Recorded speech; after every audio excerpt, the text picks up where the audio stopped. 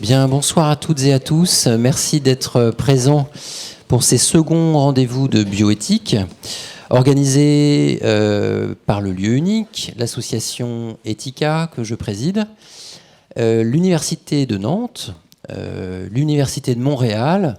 Nous les saluons. Nous sommes en live actuellement, progrès technique incroyable, avec les Canadiens pour lesquels voilà, ils sont, j'espère, face à leur écran. Alors ce soir, je remercie bien sûr, je vais présenter notre intervenant, je le remercie, nous le remercions de sa présence. Et nous allons parler de déterminisme génétique, déterminer ce qui est inné chez l'homme et ce qui est acquis, de par l'éducation, de par l'environnement, est une question très ancienne. Elle a pris dans l'histoire des formes.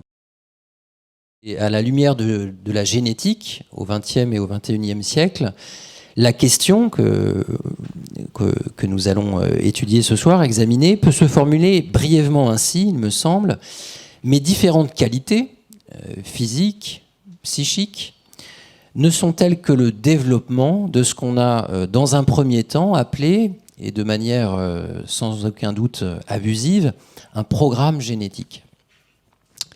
Toutes vos caractéristiques, votre taille, votre couleur des yeux, vos allergies, certaines de vos maladies, mais aussi votre timidité, votre jalousie peut-être, votre intelligence, votre mémoire, sont-elles des caractéristiques génétiquement déterminées?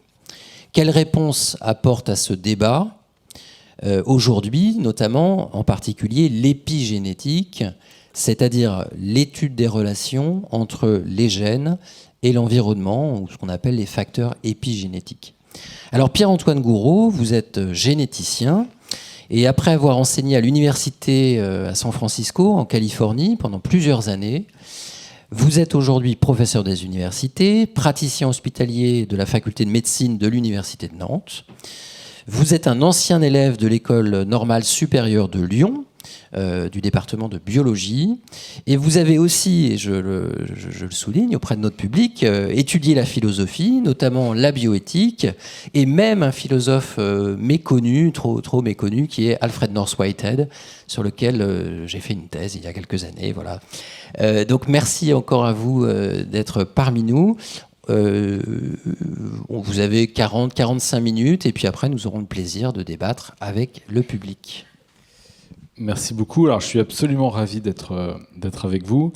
Et quand dans un élan de générosité, j'ai proposé ce titre pour la session d'aujourd'hui, je me suis dit qu'il n'était pas inutile de commencer par un rappel. Alors, on va le faire en français, mais de ce fameux to be or not to be, that is the question. Mais je vous avoue que j'ai jamais trop compris pourquoi. Alors, je me suis dit, il faut toujours revenir au texte. Être ou ne pas être, telle est la question. Y a-t-il pour l'âme plus de noblesse à endurer les coups et les revers d'une injurieuse fortune, ou à s'armer contre elle pour mettre frein à une marée de douleur? Mourir, dormir, c'est tout. Alors je vous laisserai continuer, mais je vous avoue que c'est le truc qui, depuis mon enfance, votre enfance peut-être, a été présenté comme le summum de la philosophie. Et to be or not to be. Mais moi, je vous avoue qu'il y a en fait que très récemment où je me dis, mais oui, en fait, c'est pas idiot leur truc là. To be or not to be, qu'est-ce que ça pose? Ça pose la question de l'être. Comment est-ce qu'on existe? Comment se pose notre rapport au monde? C'est une question que probablement on élude trop souvent. C'est probablement ce que j'ai fait longtemps, en disant bon ouais, to be not to be, c'est le truc des profs de philo quoi. Pardon Guillaume. C'est le truc qu'on ressort tout le temps, tout le monde a l'air malin avec ça, et très bien. Donc voilà un bon exemple où on élude la profondeur peut-être de cette question. À l'inverse, cette question de l'être, elle peut devenir obsédante.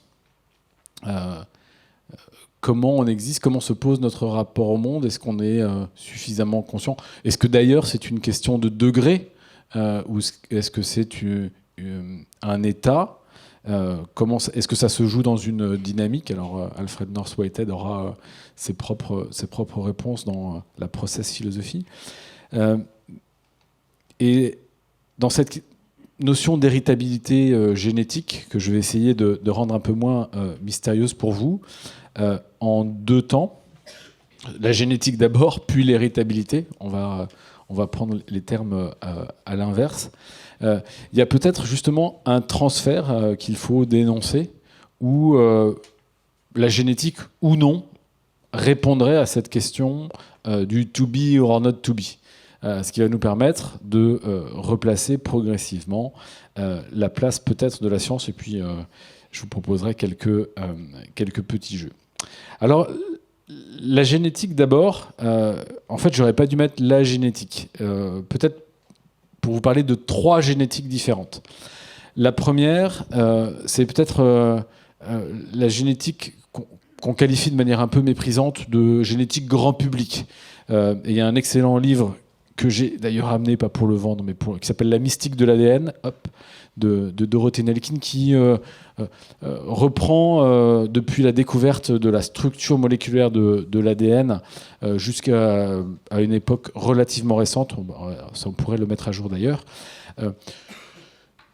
tous les poncifs qu'on retrouve dans le domaine, ou les abus, les excès qu'on trouve dans le domaine commercial à propos de cette génétique, à tel point que c'est passé dans le langage courant. On aurait pu dire, moi j'ai la génétique dans mes gènes, quelque chose comme ça, ou c'est mon ADN, ou la science est mon ADN. Ça c'est pas du tout. C'est une forme de génétique popularisée qu'on retrouve parfois plus ou moins maltraitée dans la presse grand public.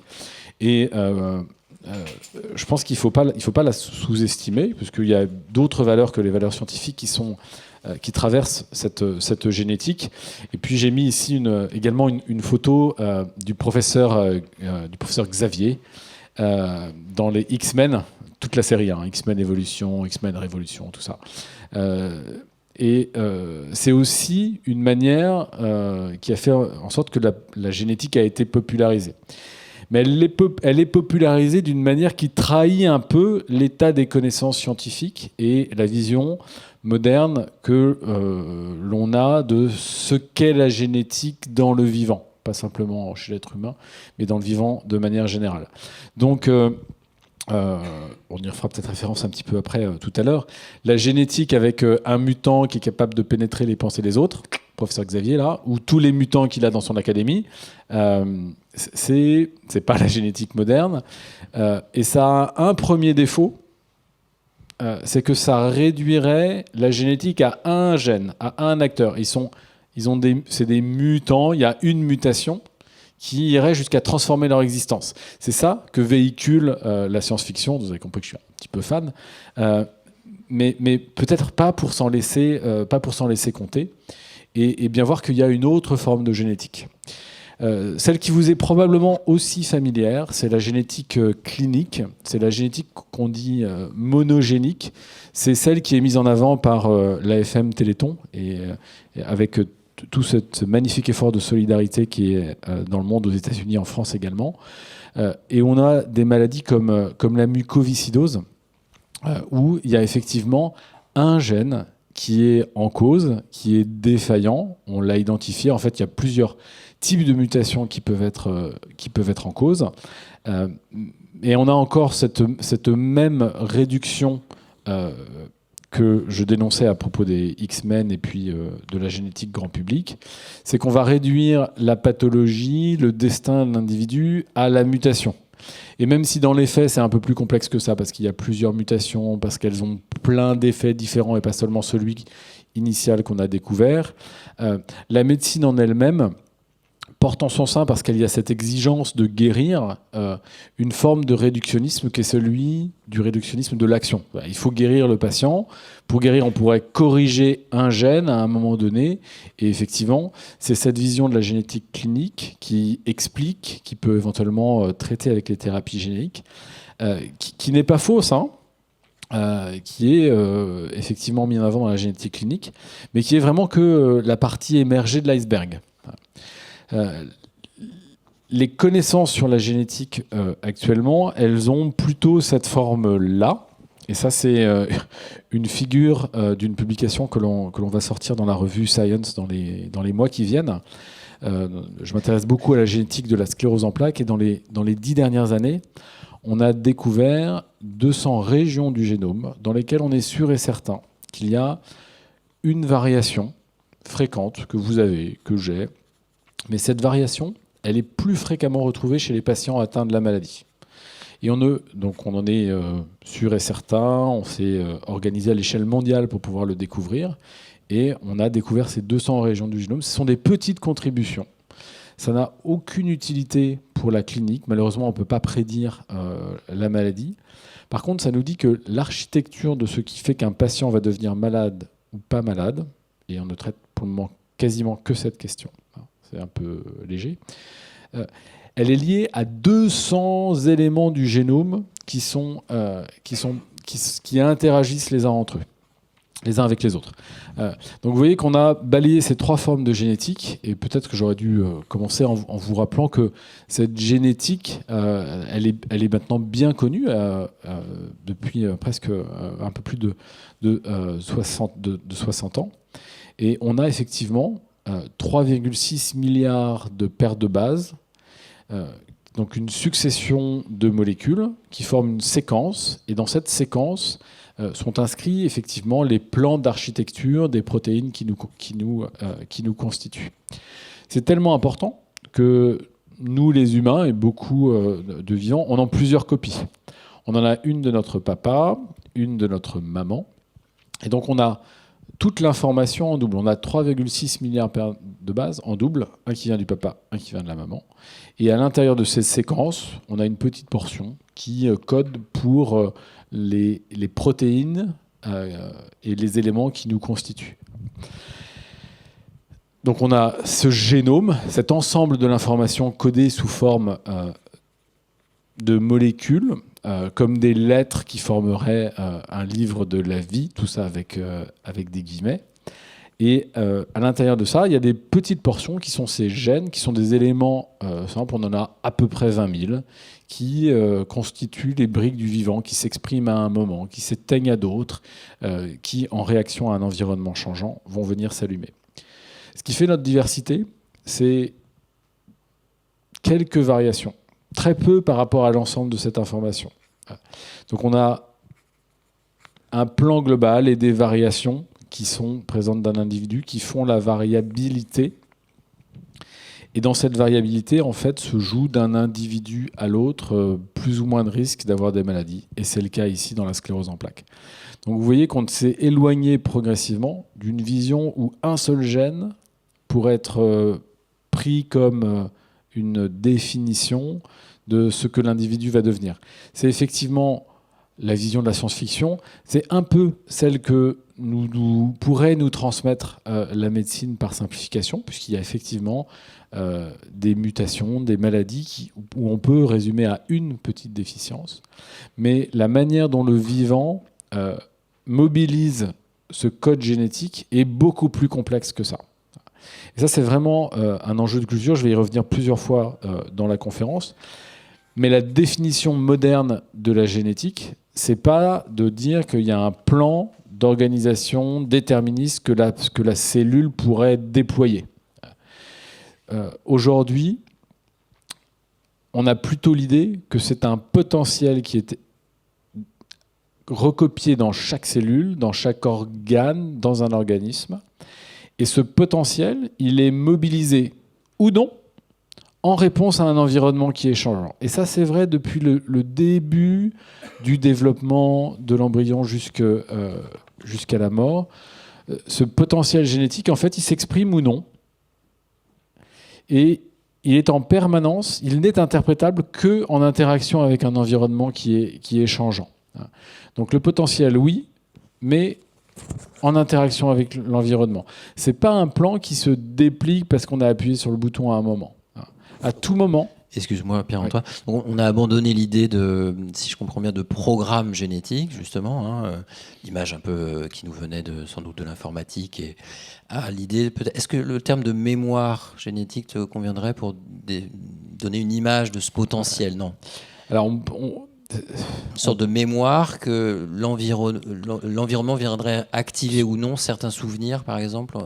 Alors ce serait une mémoire qui serait non pas à l'échelle de l'individu, mais à l'échelle de l'évolution du vivant. Et qui en fait il y a effectivement une mémorisation de ce qui a marché dans l'histoire de l'évolution, qui se retrouve organisée dans un individu. Mais ce qui est intéressant dans l'analogie avec un souvenir, avec une mémoire, c'est que on l'a, mais on s'en sert ou on s'en sert pas. Peut-être un peu comme un parapluie. Vous avez un parapluie, vous en servez que s'il pleut. Puis en plus, éventuellement, ça peut être utile s'il y a trop de soleil. Donc on a aussi ce côté où il est difficile de prédéfinir à l'avance l'utilité que pourrait avoir ce potentiel dans un contexte donné. Et dans les gènes, il y a beaucoup cette espèce de plasticité, d'interaction permanente, d'incertitude, de variabilité qui est extrêmement importante. Mais vous voyez que ça change complètement ma vision de la génétique, en particulier dans le consortium mondial de la génétique de la sclérose en plaques, auquel j'appartiens. On a eu beaucoup de discussions pour savoir quelle était au fond la vision qu'on avait de la génétique de la sclérose en plaques. On a cette génétique qu'on étudie qui dit, voilà, et bon, il y a des gens qui sont malades et il y a des gens qui ne sont pas malades. On a un peu de mal à bien décrire, mais on y arrive à peu près. On arrive à se mettre d'accord. Et donc, on va étudier les variations d'un individu à l'autre qui sont plus fréquemment retrouvées chez ceux qui ont la maladie. C'est de la génétique de la sclérose en plaques. On n'y arrive pas trop mal. Et très vite, on s'est dit, mais la génétique alors ça c'est bien, mais les patients, quand ils arrivent à l'hôpital, ils sont en général déjà malades, ça n'a pas vraiment une utilité fondamentale, on ne peut pas prédire qui va avoir la maladie. Est-ce que la génétique qui serait utile, ce n'est pas la génétique de l'évolution de la maladie? Quels sont les patients qui vont évoluer plutôt rapidement, ceux qui vont évoluer plus doucement? Quels sont ceux qui vont répondre à un traitement? Quels sont ceux qui ne vont pas répondre à un traitement? Et au début, nous-mêmes, on est piégés par ces trois génétiques, et dans les discussions un peu âpres qu'on a les uns avec les autres, on se dit, mais là, tu es en train de revenir à de la génétique monogénique. Tu es en train de faire comme si on avait 200 fois un gène. Mais c'est pas ça, il faut changer de modèle. De même, on pourrait penser que la génétique de la susceptibilité, avoir la maladie ou pas, elle s'inscrit dans la continuité de la sévérité. Plus on aurait de chances d'être malade, plus on serait sévère. C'est un peu ce que j'avais dit au début. Donc, c'est une bonne idée? Non, pas bonne idée du tout. Si ma définition, c'est un potentiel en réaction à un environnement, alors je n'ai pas du tout la même vision. Je veux dire, mais en fait, il y a une génétique qui s'exprime et qui va faire malade, pas malade, par rapport à un environnement que peut-être on partage les uns les autres. Mais une fois qu'on est malade, l'environnement immunologique, il est complètement différent. Les patients qui ont de l'inflammation, la sclérose en plaques fait partie de ces maladies où le système immunitaire se retourne contre l'individu. Et donc on a l'état intérieur, extérieur qui change complètement. Donc en fait, on a plutôt tous les arguments pour penser que ce n'est pas la même génétique puisque c'est plus le même environnement intérieur ou extérieur. Et du coup, j'ai complètement changé de modèle, de manière de penser la génétique de la maladie. Donc ces conceptions, ces préconceptions, ce qui nous influence quand on réfléchit à des problématiques, y compris très scientifiques, sont extrêmement importants. Parce qu'il faut un peu débusquer ce qui se joue bien au-delà des concepts de la génétique. Donc 3 génétiques. Génétique grand public, X-Men, les mutants, qui ressemble un peu, qui est un peu inspirée par la génétique clinique, très importante, puisque ça nous permet de guérir, de comprendre la survenue de maladies. Mais ça n'est qu'une toute petite portion de la génétique, celle qui est complexe, où plusieurs gènes interagissent les uns avec les autres. On ne sait pas trop comment. Et ça nous a amené à redéfinir la génétique, non pas comme un programme qui se déploie, mais comme un potentiel qui est mobilisé ou non à toutes les échelles du vivant en réponse à un environnement changeant. Pour rentrer un peu plus dans la génétique, Et ces enjeux, pourquoi parfois elles nous fascinent? Je vous ai préparé quelques petits exemples rigolos. Et pour vous montrer à quel point la science a cette capacité à nous plonger dans des infinis.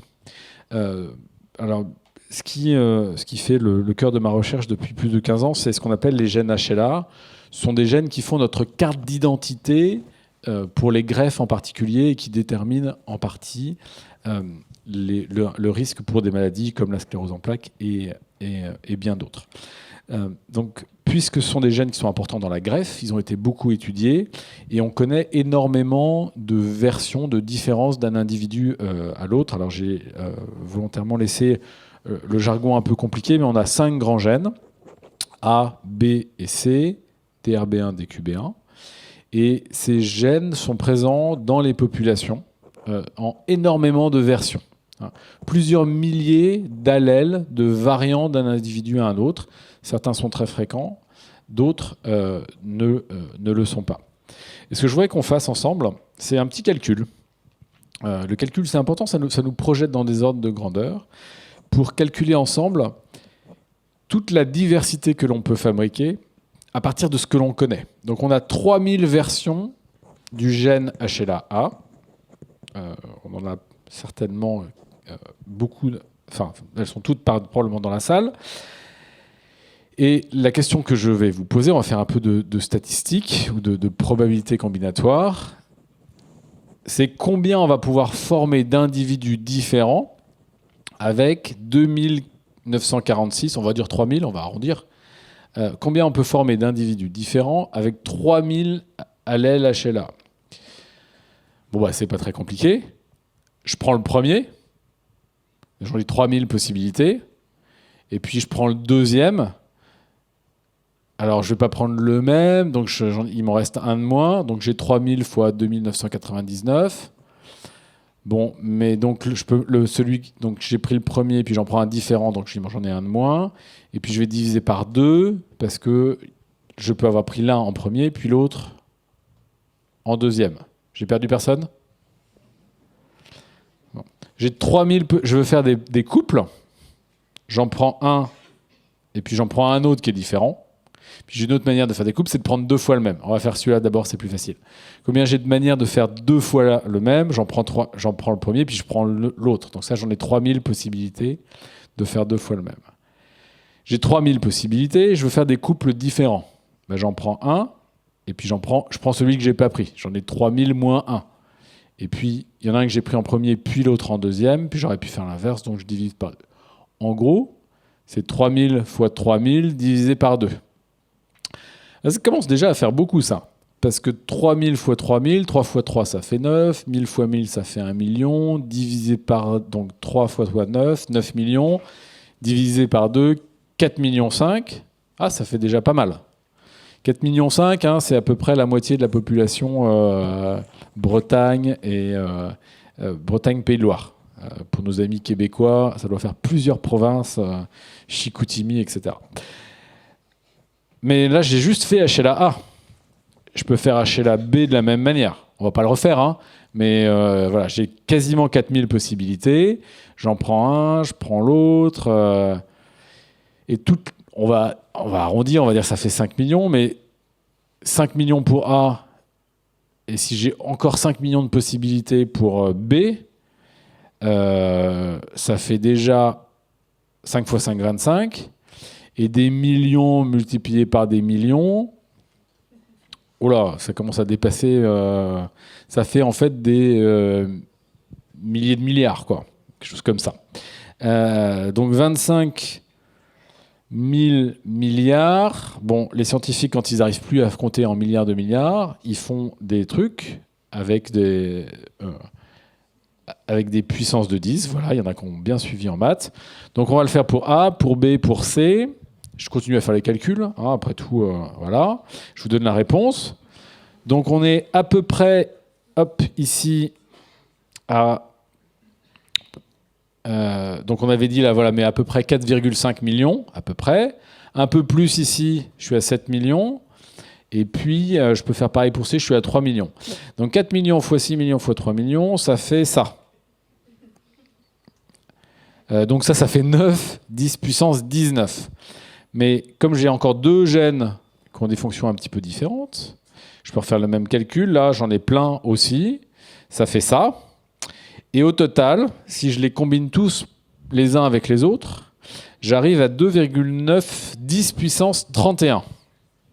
Alors, ça fait longtemps qu'on a perdu les notions, non pas le calcul que vous avez suivi, mais on a perdu une notion de grandeur. Qu'est-ce que ça fait ? C'est important de revenir à l'expression en bon français. Donc ça fait presque 300 000 milliards de milliards de milliards. Ça fait beaucoup. Pour avoir un ordre de grandeur, est-ce que vous avez une idée de combien d'êtres humains ont jamais vécu sur la Terre ? On a 100 milliards à ma gauche, c'est un petit peu plus. C'est un petit peu moins de 150 milliards. On pense que c'est à peu près 120 milliards. Vous allez me dire, on n'est plus à 1 milliard près. Donc ça veut dire que depuis le début de l'histoire de l'humanité, Homo sapiens, nous, on est à peu près 10-12 milliards. Le nombre total d'êtres humains portés par la Terre, c'est en gros 100 milliards. Je veux bien qu'on agrandisse à 150 si vous voulez, pour être sûr. Mais là, avec ce que je connais déjà, avec la diversité génétique que je connais déjà, on pourrait, par combinaison entre ces gènes, faire plus de 300 000 milliards de milliards de milliards de profils différents. Donc vous voyez que ce calcul génétique, vraiment réel, plausible, il nous emmène dans des infinis de la diversité que peut produire le vivant.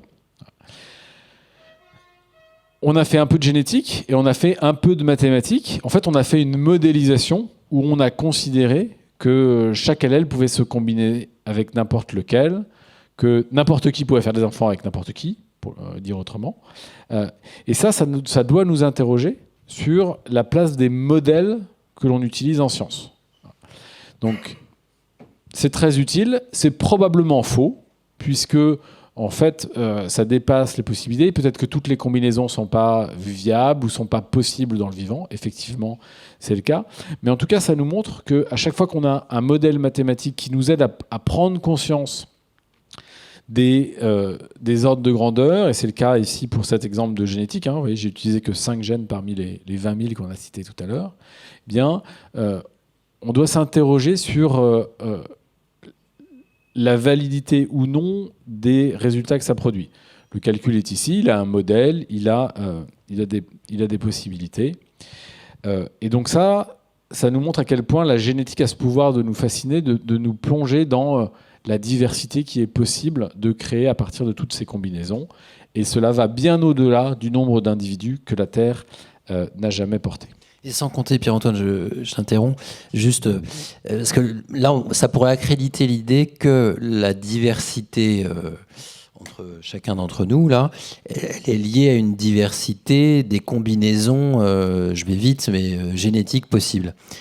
Si on prend des vrais jumeaux, par exemple, qui sont identiques sur le plan génétique, ils sont pour autant, ils peuvent être en tout cas extrêmement différents dans leurs caractéristiques psychiques, voire même physiques. D'ailleurs, ils peuvent développer des caractéristiques différentes. Donc, malgré tous ces calculs, finalement, il y a aussi la réponse des facteurs environnementaux, d'autres facteurs épigénétiques, qui en plus augmentent encore la diversité entre les individus.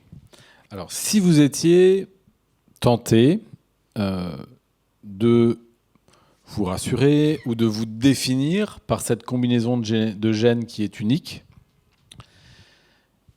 effectivement, il y a bien plus que cette combinaison de gènes. En plus, on n'en a regardé que 5. Là. Donc, et les gènes ne suffisent pas. Et donc, c'est tout l'enjeu que de ne pas succomber à cette tentation de vouloir définir par la génétique ce que serait l'unicité. Alors, on a la chance dans le vivant d'avoir effectivement des gens qui partagent rigoureusement le même patrimoine génétique, des vrais jumeaux, des jumeaux qui sont issus du même embryon qui s'est séparé, qui a réussi à se développer l'un et l'autre malgré tout. Ils ont les mêmes gènes et pourtant l'environnement dans lequel ils se trouvent va effectivement impacter le développement de leur psychologie, etc. On pourrait même imaginer que deux jumeaux ayant placés dans des environnements très différents, parce que le problème c'est que souvent ils partagent aussi beaucoup le même environnement, eh bien, vont se développer potentiellement extrêmement différemment. Certains pourraient être exposés à un virus, à une infection, et pas l'autre. Eh bien, forcément, ils vont pas, leur mémoire immunologique ne va pas se constituer de la même manière. Je vous ai préparé un autre petit exemple, qui est un projet qu'on a développé très récemment à Nantes, qui parle d'Avatar. Alors, vous voyez là encore, on ne peut pas se débarrasser de la référence à la science-fiction, au film Avatar, premier film réalisé en 3D Max, je ne sais pas quoi là. Et donc il y a un très gros enjeu qu'on va voir de plus en plus manifeste dans les années à venir, c'est des transactions de données, des partages de données. Alors on fait beaucoup ça en science, on partage des données entre les différents groupes, ne serait-ce que pour montrer que les uns et les autres, on analyserait les données de la même manière. Simplement, ce qui prime sur cette volonté de partager les données, c'est de respecter la personne qui est à l'origine de ces données. Donc on demande à un participant à une recherche l'autorisation de faire cette recherche. On lui demande aussi l'autorisation de partager les données. Mais malgré tout, ces données, elles restent extrêmement sensibles. Et donc on réfléchit beaucoup à quelles seraient les techniques modernes que l'on pourrait utiliser pour mieux partager des données sans faire courir de risques de réidentification aux individus qui ont été à l'origine des données. Et l'exemple que j'ai pris juste avant avec ce petit calcul qu'on a fait ensemble est absolument manifeste de cette question. Et donc on a des profils génétiques qui, pour beaucoup d'individus, sont uniques, sont identifiants. Donc quand bien même on a une définition de l'anonymat au sens classique du terme, c'est-à-dire pas de nom, pas de prénom, pas de données qui seraient directement identifiantes, on a indirectement une identification possible à travers certains gènes qui agissent comme un code barre ou comme un nom qui serait inscrit dans l'ADN. Donc on est embêté pour partager des données génétiques puisqu'elles comportent un risque pour la personne qui a été à l'origine des données. Et donc avec mon équipe de recherche, avec d'autres collègues, on s'est dit mais est-ce qu'on ne pourrait pas créer des jeux de données qui sont des données de synthèse, qui sont des données plausibles, vraisemblables,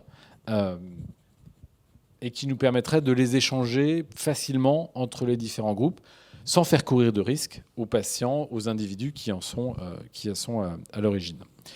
Et donc on a utilisé une technique génétique pour, à partir de l'analyse d'un individu, reconstituer le patrimoine génétique qui vient du papa et le patrimoine génétique qui vient de la maman. C'est des techniques de mathématiques, on sait faire ça à peu près correctement. On sépare la contribution paternelle, on sépare la contribution maternelle-paternelle. Une fois qu'on a séparé ces contributions, en fait, on peut dire mais tout se passe comme si on pouvait régénérer des individus, en fait, faire des individus à ses parents. Puisque, même si ce n'est pas très poétique, dans le cadre de nos données génétiques, un individu n'est que le tirage de deux gamètes, un du papa, un de la maman, qui ont transmis ces chromosomes par paire à un enfant. Alors, ce n'est pas très poétique, mais mon fils, les tiens, ne sont qu'un tirage aléatoire de deux gamètes parmi un ensemble possible. Et donc là, j'ai un individu qui est possible, qui est probable, et donc on a fait ce qu'on a appelé de manière un peu provocatrice de la procréation digitalement assistée. Je prends l'individu, je recrée les parents, je refais faire des enfants, en fait même pas simplement au papa et à la maman entre eux, mais à tous les papas et tous les mamans entre elles ou entre eux, en fait, c'est pas très grave. Dans ce cas-là, c'est possible, digitalement. Et du coup, on crée des individus qui sont vraisemblables. Donc ça nous intéresse beaucoup parce qu'on va être en mesure de partager des données qui sont des données de synthèse, qui sont pas des vraies données, Donc il n'y a pas de risque pour l'individu à l'origine des données. Et puis, par contre, on peut échanger les données. Est-ce qu'ils sont vraiment vraisemblables s'ils sont, tu vois, si tu organises les rencontres de manière aléatoire? Parce que du coup, c'est pas très vraisemblable justement, parce que je rencontre pas n'importe qui, n'importe où. Donc on peut organiser les rencontres comme on veut. D'accord. C'est ça. Et tu peux pas les profiler puisque sur un petit Oui. ordinateur. Donc en fait, on peut combiner d'une manière, de la manière que l'on veut. En fait, on fait des hypothèses qui sont le fondement du calcul, de la combinaison, et on fait des enfants virtuels. Donc ça fait beaucoup rire nos équipes, mais de fait, on le fait pourquoi? C'est pour pouvoir avoir des bonnes propriétés statistiques dans les jeux de données qu'on partage, la granularité des données originales, celle d'un individu, représentée par ses coordonnées génétiques. Sauf que chaque ligne n'est pas un individu réel à qui on fait quelque part courir un risque de réidentification ou bien à qui, sur lequel on ne va pas revenir à chaque fois qu'on fait une expérience, etc. Peut-être même que dans nos modes de gouvernance des données, c'est quelque chose qui nous préoccupe beaucoup, peut-être qu'il faut d'abord faire un essai sur des données de synthèse, par exemple celle-ci, pour pouvoir avoir un effet. Et là encore, on peut refaire des calculs. Cette fois-ci, un tout petit peu plus compliqué, mais en moyenne, le profil d'un individu, il a à peu près une chance sur 1 million d'arriver. Donc on est capable de calculer la probabilité de recréer un individu identique à celui qui était dans le jeu initial, du seul fait du hasard. Et donc sur une centaine d'individus, on sait qu'on arrive à avoir des probabilités extrêmement raisonnables, ou en tout cas un risque que l'on arrive à quantifier par rapport à cette création. Mais alors on parle de génétique, mais vous voyez bien qu'il y a une définition extrêmement réductrice des individus.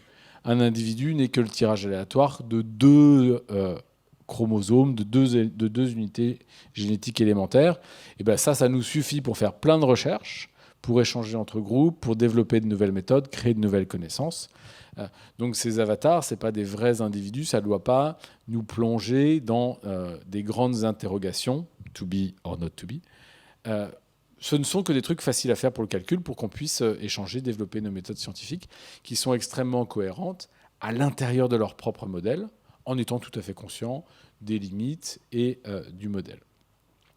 Donc ça, c'était 2 petits exemples, j'espère que vous en conviendrez, rigolos, de la procréation digitalement assistée et l'infini des possibilités de combinaison que donne la génétique. Et maintenant, on en arrive à la question de cette héritabilité génétique. Et là, on a fait face à une résurgence, en particulier dans certains médias grand public récemment, de ce qui est vraiment des maladies, une mise en cause des gènes qui serait responsable du développement de certaines maladies, de certains comportements, voire même de l'intelligence au sens où on peut la mesurer avec un QI.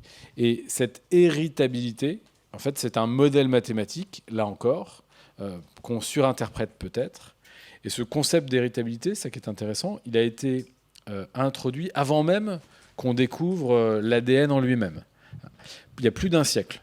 Et on dit, on va faire un modèle mathématique. C'est un modèle où on met plusieurs gènes. Chacun a un effet qui s'ajoute l'un après l'autre.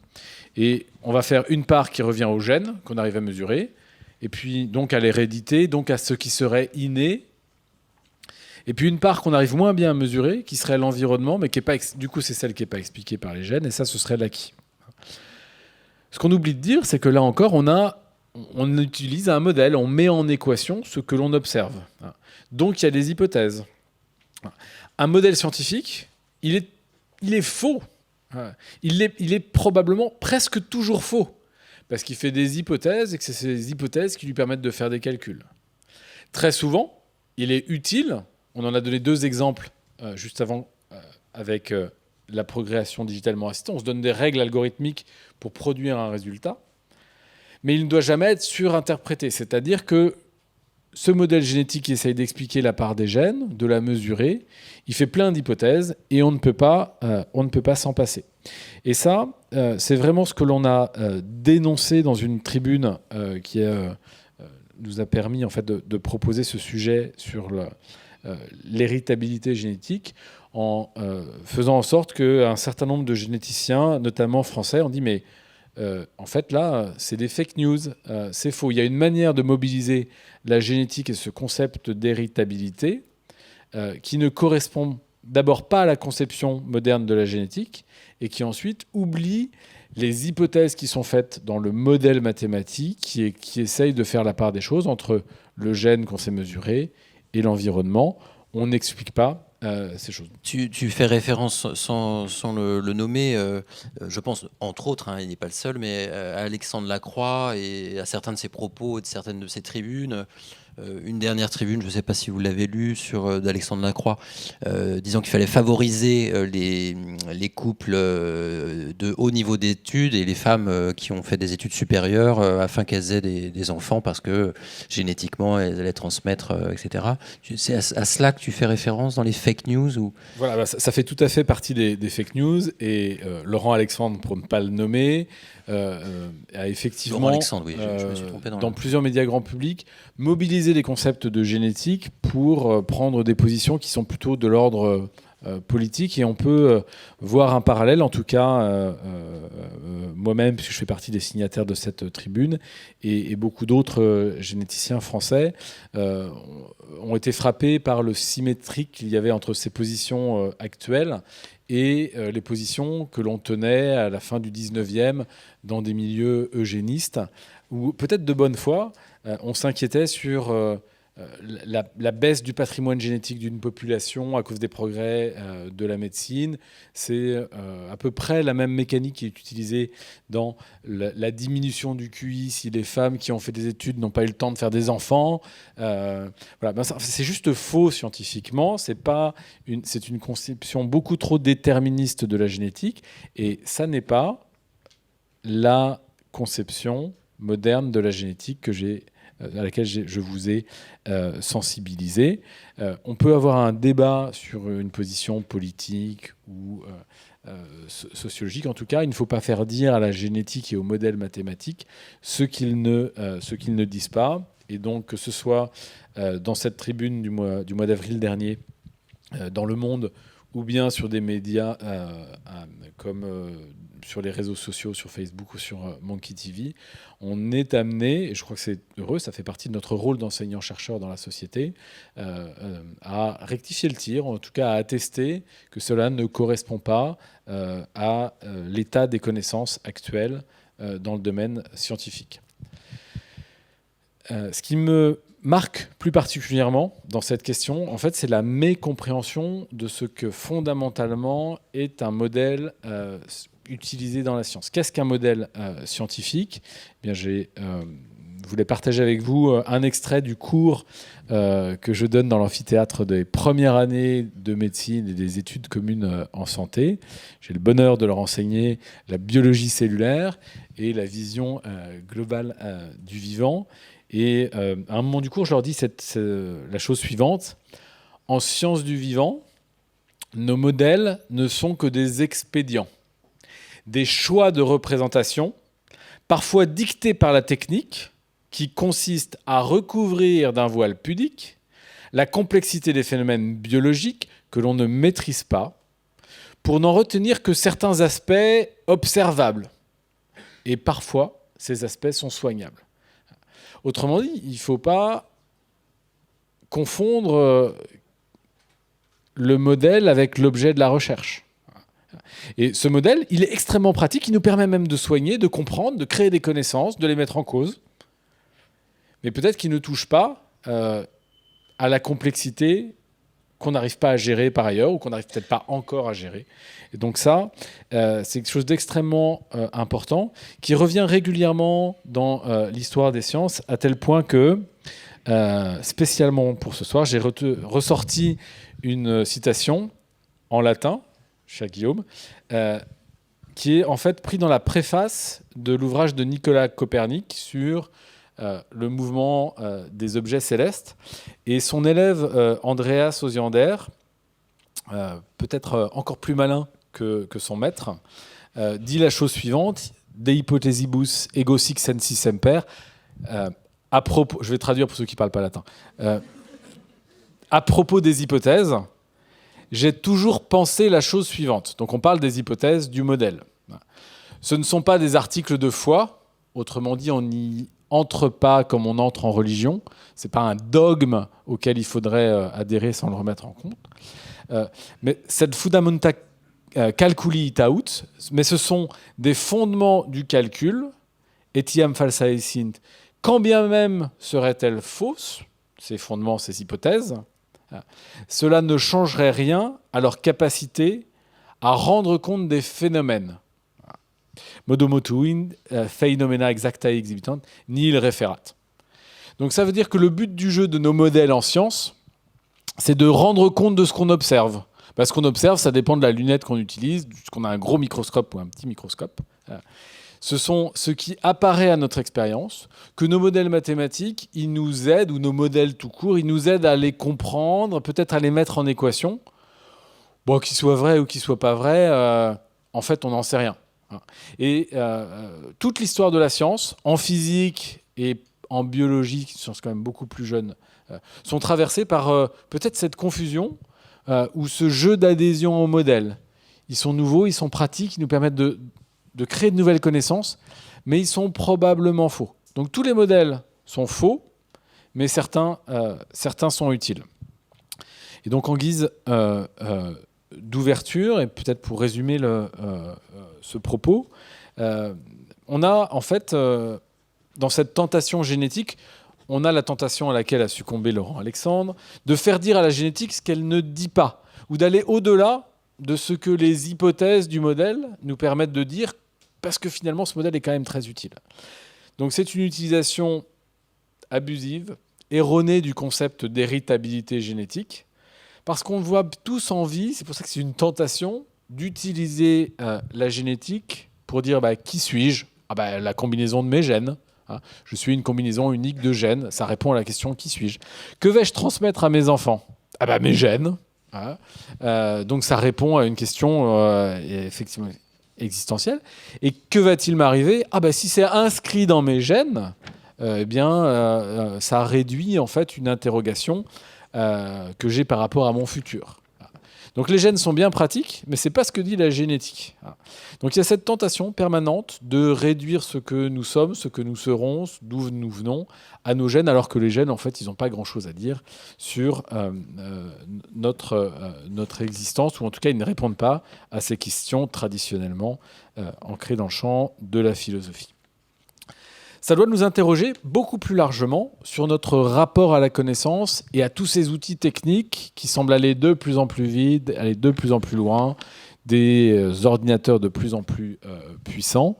Et je rappelle souvent avec émerveillement que dans nos téléphones, dans vos téléphones, il y a plus de puissance de calcul que ce dont on a eu besoin pour envoyer des fusées sur la Lune dans les années 60. C'est quelque part vertigineux. Et pourtant, ça n'est que du calcul. Donc, même si ces outils sont nouveaux, que ces connaissances sont nouvelles, ça reste des outils. Et peut-être pour ouvrir un peu le débat, je crois que le digital, en fait, est une chance. Ce digital, avec sa puissance de calcul, l'accès aux données, sa dématérialisation, quelque part, il nous arrache à la matière génétique, à peut-être ce côté rassurant qui pourrait inscrire dans les gènes ce que nous sommes, ce que nous serons, ce que nous transmettons. La génétique, elle n'est pas dans ce qu'on essaie de lui faire dire. L'être humain, il est potentiel. C'est vrai dans la génétique. Il est relation, interaction aux autres. Et la question de l'être demeure absolument to be or not to be. Merci beaucoup pour votre attention.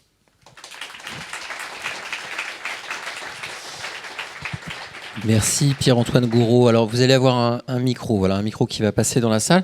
Juste avant de vous donner la parole, une question, parce que tu finis sur l'idée, les gènes n'ont pas grand-chose à dire. Je suis étonné qu'un généticien disent cela, finalement, ne répondent pas à nos questions philosophiques. Alors, je vais jouer un petit peu la carte quand même du déterministe, puisque tu as quand même, quand on regarde certaines études scientifiques, j'ai lu récemment, par exemple, je vous recommande l'ouvrage de Nicolas Gauvry sur les enfants dits précoces. Il fait référence à des études scientifiques, notamment sur la timidité ou encore sur la mémoire, et qui montre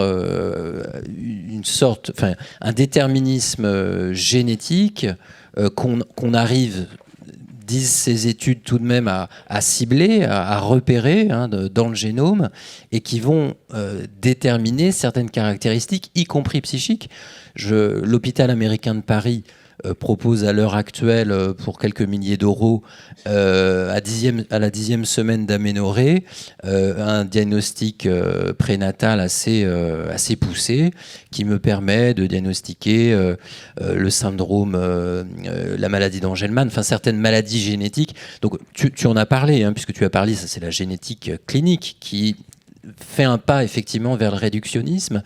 Mais alors, je joue un petit peu, je fais un peu exprès de poser cette question, mais quand même du point de vue de la littérature, et alors en philosophe, non scientifique, quand je lis ces études, j'ai plutôt quand même le sentiment, quelquefois, d'un progrès vers l'étude des gènes qui progressivement nous emmène quand même vers un déterminisme de plus en plus grand.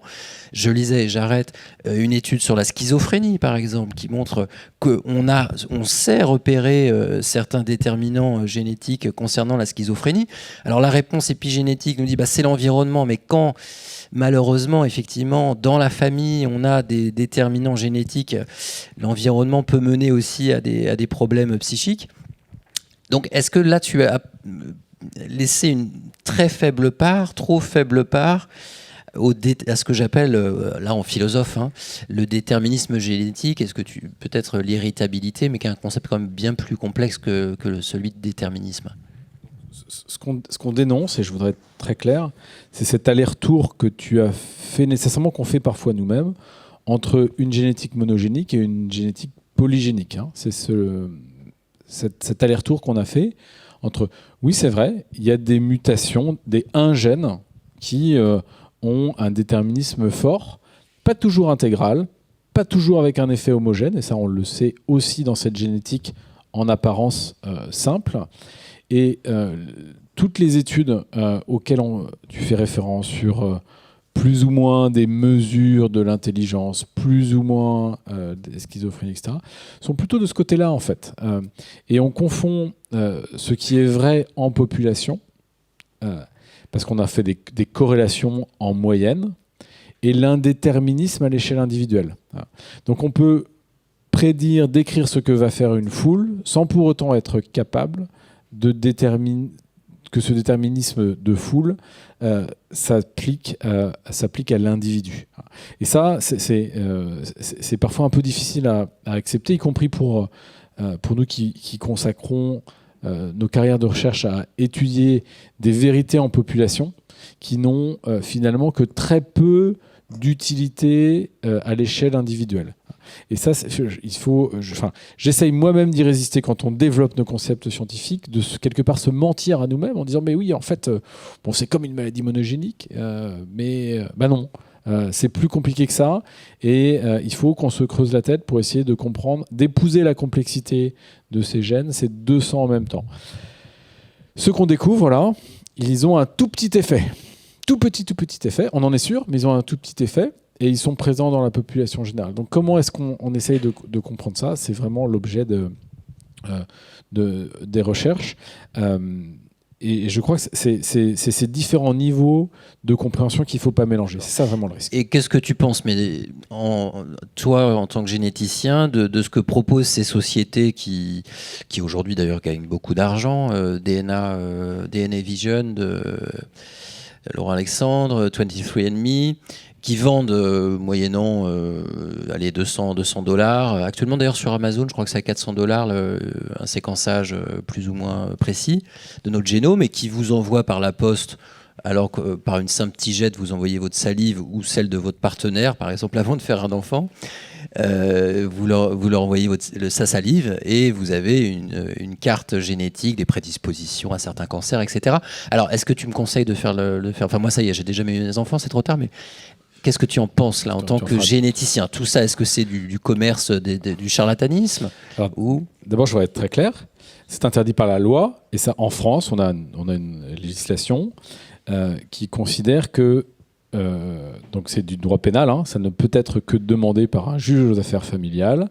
Et on a un droit qui considère, je pense que c'est une bonne chose, que la complexité de cette information génétique, elle est accessible à l'individu qu'en présence d'un médiateur, d'un professionnel de santé, et dans des cas qui sont prévus par la loi. Voilà. Ça n'empêche pas effectivement, comme tu l'as dit, au niveau mondial, en particulier dans le monde anglo-saxon, d'avoir développé ces accès à la génétique direct to patient ou direct to consumer. Je crois que c'est pour des raisons faibles, pour des raisons économiques. Je ne sais pas si le succès économique est un critère de validité scientifique. Probablement pas. Le plus grand risque, et je crois qu'on y est de plus en plus sensible, c'est que ça laisse l'individu seul face à une connaissance et à toutes ses conséquences.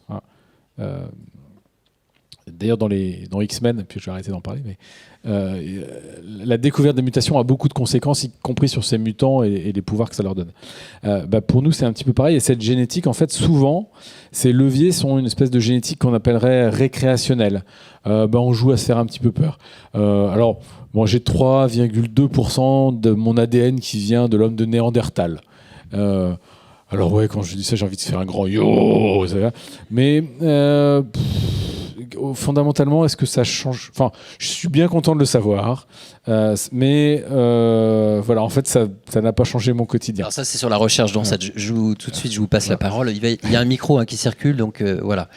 Hop. Mais ça, là, tu parles de la recherche d'ancêtres, mais sur les prédispositions génétiques à des pathologies, etc., c'est moins drôle de recevoir ça chez soi. C'est ça que tu veux dire. Voilà, et je pense que donc, sur les maladies monogéniques, oui.